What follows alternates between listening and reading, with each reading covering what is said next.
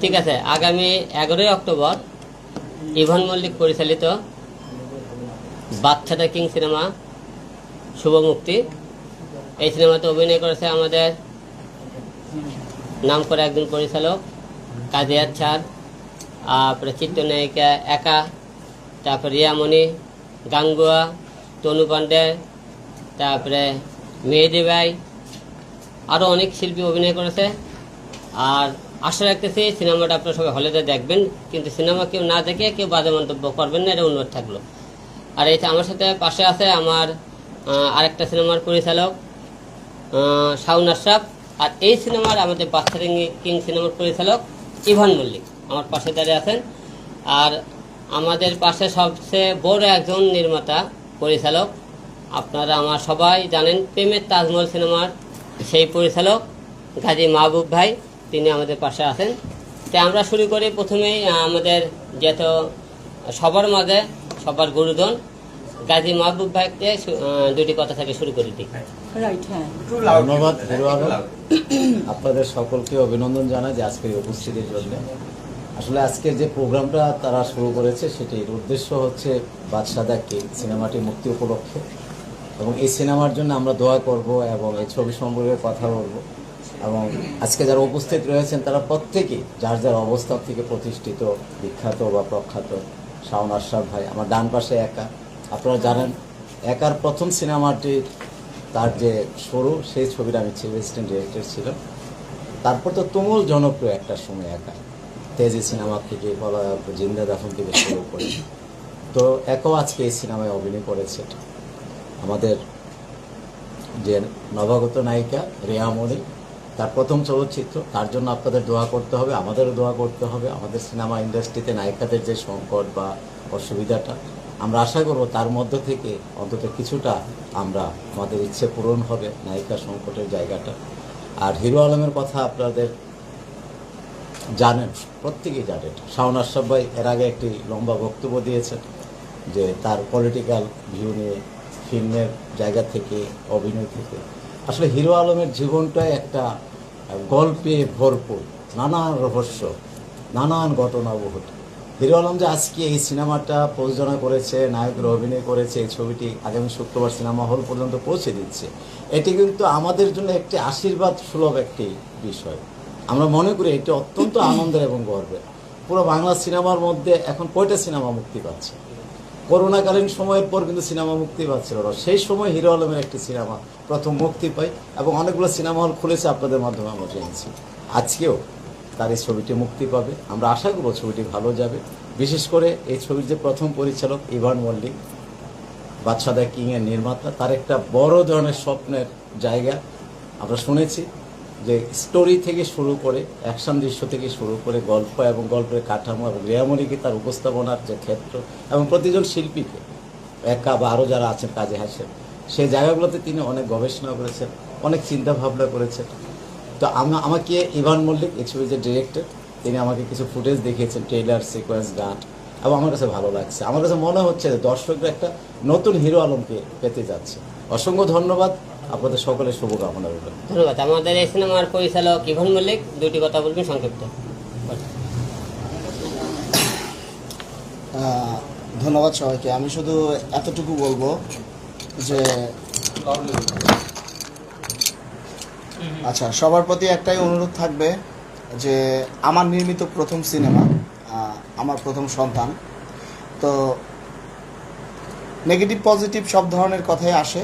আমি বলতে পারেন যে জীবনের প্রথম সিনেমা আমি বানাচ্ছি হিরো আলমকে দিয়ে, তাই এটা অনেক বড় একটা রিস্কি। তো আমি জানি যে অনেক সমালোচনা আসবে, তো যারা সমালোচক সবার প্রতি অনুরোধ আপনারা ছবিটা হলে গিয়ে দেখেন। আর যারা সমালোচনা করবেন তাদের জন্য একটু আগে অগ্রিম জানিয়ে রাখি যে আপনারা জওয়ান, আপনারা ওই কী বলে গাজনি, আপনারা তামিল ছবি এগুলোর সাথে কম্পেয়ার করতে আসেন না, কোরিয়ান ছবির সাথে আমাদের ছবিকে কম্পেয়ার করে নেন না। বাংলাদেশের ছবি, বাংলা ছবি, আপনারা আমাদের বাংলাদেশের যে ছবিগুলো আছে এগুলো ছবির সাথে আমাদেরকে কম্পেয়ার করেন। যে গত এই 2024 সালে বাংলাদেশে যে সমস্ত ছবি রিলিজ হয়েছে তাদের সাথে কম্পেয়ার করেন, দেখেন যে আমার ছবিটা কোন পর্যায়ে, তাদের সাথে কম্পেয়ার করে দেখেন যে আমার ছবিকে কত মার্ক দিবেন।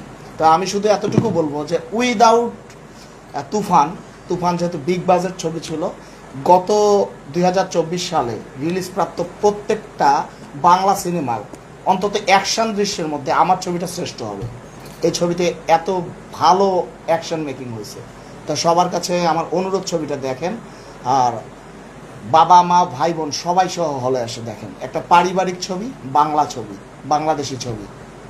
ধন্যবাদ সবাইকে। ভাই আপনার কাছে একটা প্রশ্ন আছে, আপনি বারবার কথা বলতেছিলেন যে আলমকে নিয়ে ছবি করা রিস্কি, আর একটা কথা হলো এর আগে বলেছিলেন যে আলমের জন্য নায়িকা খুঁজে পাইতাম না, কেউ ছবি করতে চায় না। আমরা যতটুকু জানি আলম যখনই কারোর সাথে ছবি করতে চায় আসে এবং কখনোই রিস্ক নিয়ে আলম কাজ করে না, কিন্তু আপনি প্রথম বললেন যে রিস্কি কেন? আচ্ছা, দুইটার কথা বলি। একটা বিষয় হচ্ছে যে হিরো আলমের যেই কন্টেন্টগুলো থাকে, মিলিয়ন মিলিয়ন ভিউ থাকে, হ্যাঁ, এর মধ্যে কিন্তু আপনি দেখবেন যে হারি একটা সংখ্যা 50%।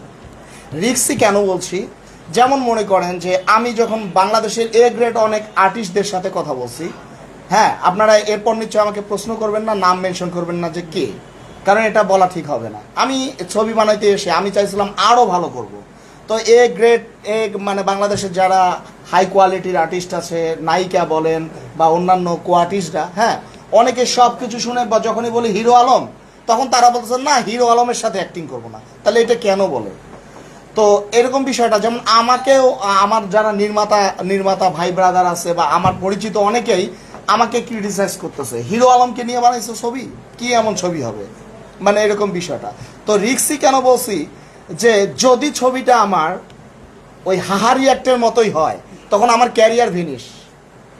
যদি ছবিটা দেখে মানুষ হাসে ট্রল করে তাহলে আমার ক্যারিয়ার ফিনিশ। কিন্তু যদি মানুষ এইটা বলে যে না, হিরো আলমকে দিয়েও ভালো ছবি বানানো সম্ভব, হিরো আলমকে এইবার সম্পূর্ণ নতুনভাবে প্রেজেন্ট করছে এই ছবিতে ডিরেক্টর, তাহলে এটা আমার ক্যারিয়ারের জন্য প্লাস পয়েন্ট, যে আমি দেখাইতে পারছি যে হিরো আলমকে দিয়েও বাংলাদেশে এ কোয়ালিটির ছবি বানানো সম্ভব। হিরো আলমের মধ্যে সবচেয়ে বড় যে জিনিসটা সেটা হচ্ছে সততা আর কাজের প্রতি ভালোবাসা। হিরো আলম একজন সৎ ব্যক্তি, কাজের প্রতি ভালোবাসা। আর আমি আমার জীবনের যত ব্যর্থতা শেষ করে আসছি, বললাম তো যে আমি আমার জীবনে সিনেমা আগে ফুল সিনেমা শেষ করছি, সেখানে আমি আমার ক্রেডিট পাই নাই। 50% ছবি শেষ করছি, ক্রেডিট পাই নাই। আমি ছবির প্রডিউসার নিয়ে আসছি, কষ্ট করে ছবি নির্মাণে গেছি, সেখানে আমার কো ডিরেক্টর, আমার সিনিয়র ডিরেক্টররা প্রডিউসার নিয়ে চলে গেছে। কিন্তু একমাত্র হিরো আলম এসে যে আমাকে বলছে ঠিক আছে ভাই, আপনি ছবিটা বানান, আমি আপনাকে সাপোর্ট দিচ্ছি। তো আমি একজন ব্যর্থ ডিরেক্টর, মনে করেন আমার নাই কোনো সিনেমা, নাটক আমি অনেক বানিয়েছি, যে ব্যক্তিটা আমি সিনেমাই তৈরি করি নাই, সেই ব্যক্তির পিছনে অর্থলগ্নি করলো হিরো আলম। তাই এইটাই হচ্ছে বিষয়, যে আমি ব্যক্তি হিরো আলমকে অনেক পছন্দ করি, ভালোবাসি, এইটাই। এখন আপনারা সবাই জানেন এই সিনেমাতে আমাদের সেই নবাগত নায়িকা বলেন, সেই পুরাতন নায়িকা বলেন, বর্তমান নায়িকা বলেন, সব মিলে আমাদের চিত্রনায়িকা একা আপু, জানি খুব সিনিয়র একজন। আমরা মান্না ভাইয়ের সাথে দেখেছি, রুবেল ভাইয়ের সাথে দেখেছি, সাকিব ভাইয়ের নায়িকাও ছিল, সে আমাদের সাথে। আমার একটা গর্বের বিষয়তে তার মতো গুণী একজন অভিনেতা, অভিনেত্রী এবং সবাই আমাদের সাথে কাজ করে, কাজে হাতে একজন গুণী অভিনেতা আমার সাথে কাজ করেছে। সব মিলে আমার একটা মনে করেন উপরালার গড় গিফট মনে করে সে। আমরা একা অপর থেকে দুটি কথা সিনেমা বিষয়ে শুনতে চাই। আমার ছবিতে উনি ভয়ঙ্কর অভিনেত্রী, উনি কিন্তু রোমান্টিক না, আমার ছবির ভয়ঙ্কর অভিনেত্রী। হ্যাঁ, সবাইকে আসসালামু আলাইকুম। তো আমি শুরুতেই যাচ্ছি ইভান ভাইয়ের কাছেই। হ্যাঁ, তো কেন যাচ্ছি, আমার যে ওইখানে যেটা বললো ভয়ঙ্কর, এখান থেকেই আসি, তো ওই জন্য আমি একটু ভয়ঙ্কর সাজিয়ে আজকে আসছি, অসুবিধা নাই। আমি যখন দেখলাম আমার ক্যারেক্টারটা এরকম, আমি কিন্তু তার উপর রাগ করেছি। যখন ডাবিং করেছি তখন আরও ডবল রাগ করেছি, এখন কিন্তু আরও রাগ আসতেছে, কিছু করার নাই। কারণ আমি এত সুন্দর করে সে আমার মানে ক্যারেক্টারটা মানে ফুটায় তুলছে, যেটাকে বলি স্ক্রিন প্লে, ওটা এত সুন্দর হয়েছে যে আমি এই যে শাড়ি পরে পা তুললাম, ক্যামেরার লো অ্যাঙ্গেল থেকে আলমকে বকতেছি, হ্যাঁ, ব্রিফকেস ভরা টাকা মানে ইশারা দিয়ে সরাই দিলাম, সিকিউরিটিকে আলমকে দিয়ে দিলাম, মানে ভাড়া করলাম, সুপারি দিলাম একজনকে কিল করার জন্য। তো আমার কাছে খুবই অদ্ভুত লাগছে, মানে হাঁটা চেঞ্জিংগুলা। লাস্টে আমি মানে ট্রাই করবো, মরে যাবো, হ্যাঁ, হ্যাঁ রাইট, ওইটাও খুব ভালো লাগছে।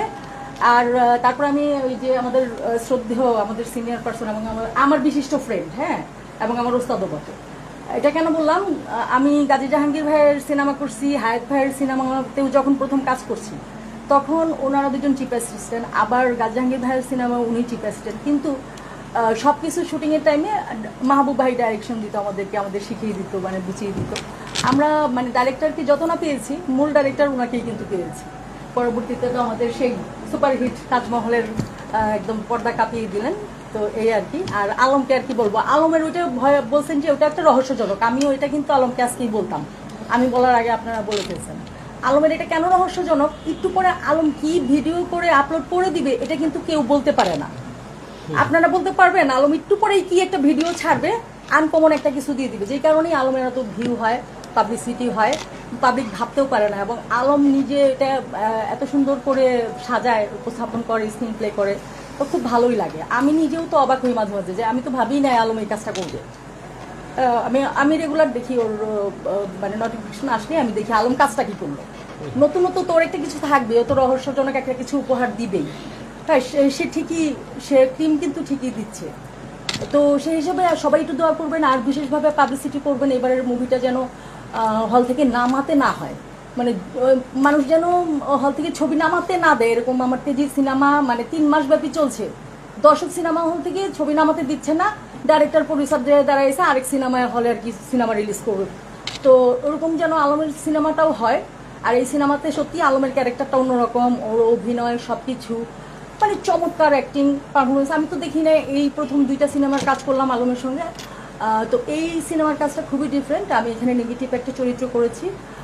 তো এটা আগে বলে ফেললে তো রিভিউ দেওয়া হয়ে গেল। সো আপনারা এটা সারপ্রাইজ থাকলো, সিনেমা হলে বসে দেখবেন। আর যারা দেখবেন অবশ্যই আমার আলমের কমেন্টসে বা সব ইউটিউবে সব জায়গায় আপনারা কমেন্টস করবেন কেমন লাগলো, ঠিক আছে? আপু, যখন আপনি তেজি সিনেমাতে অভিনয় করেছিলেন তখন বাংলাদেশে হল সংখ্যা ছিল প্রায় 450 বা 450 হল সংখ্যা ছিল।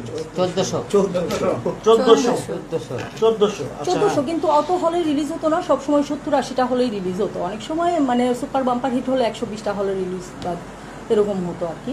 3-4টা সিনেমা হল মিলিয়ে এরকম 500-600 মানে রিলিজ একসাথে হতো কাউন্ট করার পরে।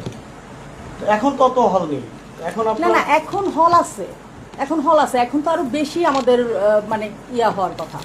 এখন যেই সিনেমা হলগুলো আছে এখানেই তো সিস্টেম, মানে এরা 3 মাস ব্যাপী সিনেমাগুলো নেয়। আর আগে নেগেটিভ পজিটিভ ক্যান্টেন নিয়ে দৌড়াদৌড়ি অনেক ব্যাপার ছিল।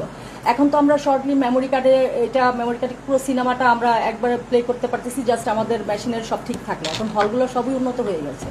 তো আমাদেরও চেষ্টা করতে হবে, বড় বড় যেগুলো সিনেপ্লেক্স সেখানেও ট্রাই করতে হবে এরকম কিছু। বাদশাদা কিং, আপু বাদশাদা কিং এই সিনেমাতে আপনার ক্যারেক্টার কি ছিল? একা আপু, বাদশাদা কিং এই সিনেমাতে আপনার ক্যারেক্টার কি ছিল? এই সিনেমাটা যখন অফার করে আলম আমাকে, তখন আমরা সবাই, আমার যারা প্রোডাকশনের সবাই, আমরা আলমের সিনেমাগুলো সব দেখলাম এবং ইউটিউবে দেখলাম। পরে ওখানে আমার পরিচিত সবাইকে পাওয়ার মধ্যে হায়াত ভাইকেও আমি পেয়ে গেলাম। আর হায়াত ভাইকে শুরু থেকে আমি ফলো করি। তো আলমকে তখন আমি একটা ভালো করে চিনি না, আমি খুব দেখি ওর কন্টেন্ট, দেখি ওর কথা শুনি। যেমন মানে আমি কোথাও চ্যানেলে কাজ করতে গেলেই বলতো আলম ভাইয়ের ওই দিন এটা বের হয়েছে, আপা দেখছেন? আমি কে দেখি নেই তো, দেখি আর কোনটা বের হয়েছে আমার মোবাইলে একটু বের করে দাও। তা আমার মোবাইল থেকে আমি ওয়াচ করতাম। তো পরে চিন্তা করলাম যে আমার ওস্তাদ এখানে পাঠ করছে, অভিনয় করছে, তাহলে আমি এখানে গেস্ট হিসাবে যদি একটা 2 সিনের চরিত্রও থাকে তাহলে আমি অভিনয়টা করবো, অসুবিধা। আমাকে আলম আগেই বলছে, আপা এখানে আপনার একটা গেস্ট হিসাবে থাকবেন আমাদের সঙ্গে, এখানে আমরা আপনাকে ভিলেন হিসাবে উপস্থাপন করবো, একটু আনকমন ভাবে। দর্শক যদি এখানে দেখে যে আপনাকে ভালো